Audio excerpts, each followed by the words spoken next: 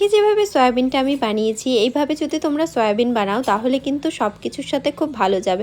যেমন রুটি বলো, ভাত বলো, তো বানাতেও কিন্তু খুবই সহজ, খুব সহজেই তৈরি হয়ে যায় আর খেতেও কিন্তু দারুণ হয়। তো কিভাবে বানালাম সয়াবিনটা চলো তাহলে দেখে নাও।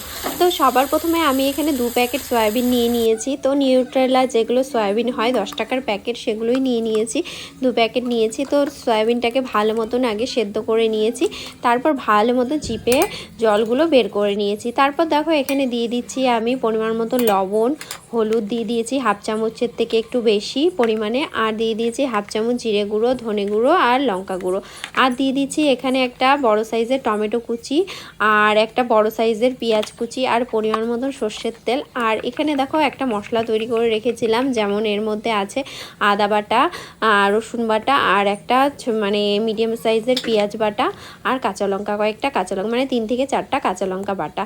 তো বেটে নিয়েছি সব কিছু। তো বাটা মশলাটাও দিয়ে দিলাম। এবার কি করব, সব কিছু একসাথে মেখে নেব। তো অনেকটাই মাংসের মতনই বলতে পারো, যে কোনো আমরা যেমন মাটন চিকেন বানাই সেইভাবেই বানাবো অনেকটা। তো দেখো ভালো করে মেখে নিতে হবে হাত দিয়ে না মাখলে কিন্তু হবে না, হাত দিয়েই মাখতে হবে। তো দেখো ভালো করে মেখে নিচ্ছি আমি। তো অনেকক্ষণ ধরেই মেখে নিলাম, মেখে নিয়ে এবার রেখে দিব 5 থেকে 10 মিনিটের মতন, অত বেশিক্ষণ রাখারও কোনো দরকার নেই। আর এদিকে দেখো আমি এখানে 2টো বড় সাইজের আলু ছোট ছোট করে কেটে নিয়েছি। তো আলুগুলোকে ভেজে ধুলে নিলাম, ভালো করে ভেজে তুলে নিলাম। না হলে একসাথে যদি সয়াবিনের সাথে একসাথে আলুগুলো দিলে একদম গলে যেতে পারে, এই কারণেই আলাদা করে আমি ভেজে তুলে নিয়েছি।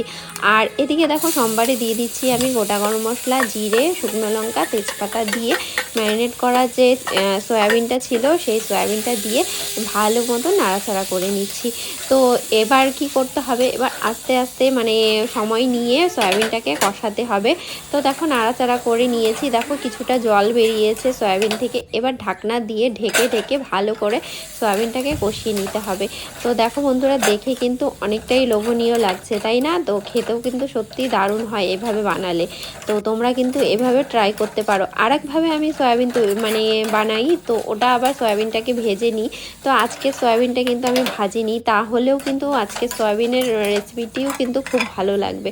তো দেখো ভালো মতন কষানো হয়ে গেছে, একদম পুরোপুরি কড়াই থেকে ছেড়ে আসছে।